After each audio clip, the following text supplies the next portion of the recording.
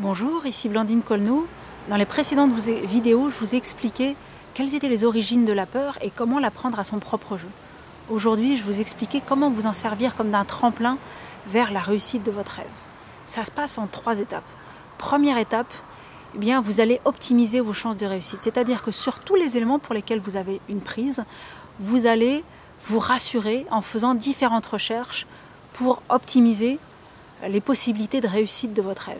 C'est-à-dire que pour chaque peur que vous allez avoir sécurisée, vous aurez davantage de chances de réussir que ceux qui partent sans peur, la fleur au fusil, parce que vous serez bien mieux préparé à la réussite de ce que vous entreprenez.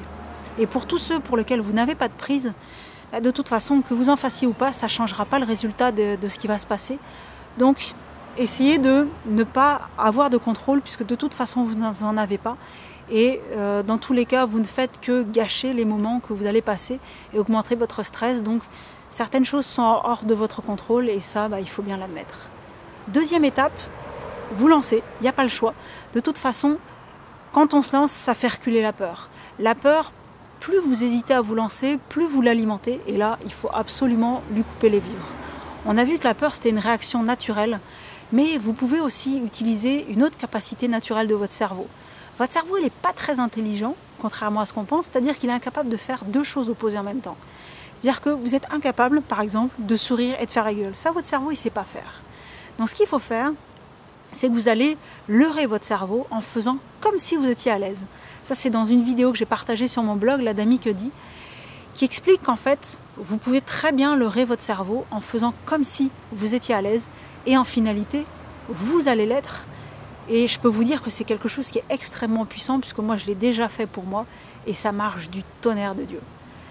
Troisième étape, une fois que vous allez faire votre défi, vous allez vous sentir extrêmement vivant, et ça va vous donner envie de vous lancer dans d'autres rêves que vous avez en réserve. Parce que, en général, dans la vie, on ne vit pas les situations présentes. On est en train de ressasser ce qui était dans le passé, ou de nous projeter dans ce qui pourrait se passer dans le futur et en général pas pour le meilleur. Alors que là, quand vous allez réaliser votre rêve, vous allez vraiment analyser vos émotions, vous allez être vraiment dans vos émotions et vous allez voir surtout que vous êtes capable de le faire.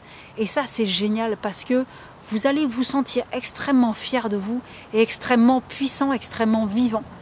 Moi, quand j'ai sauté de 6 mètres là, dans un bassin à La Réunion, je pensais que ça serait impossible, c'est-à-dire que pour moi c'était impossible de sauter d'un plot de piscine, donc pour moi au départ, si on me l'avait dit, j'aurais dit non, impossible. Et là je l'ai fait, et quand j'ai fait ça, vous ne pouvez pas imaginer à quel point je me sentais vivante, alors les jambes flageolantes, mais vivante, et je me disais ok, mais ça c'était impossible pour moi avant, et là je l'ai fait, donc qu'est-ce qui est possible en fait finalement pour moi? Et vous allez voir quand vous allez réaliser ce premier rêve-là, il va vous arriver la même chose et vous allez voir que c'est extrêmement puissant.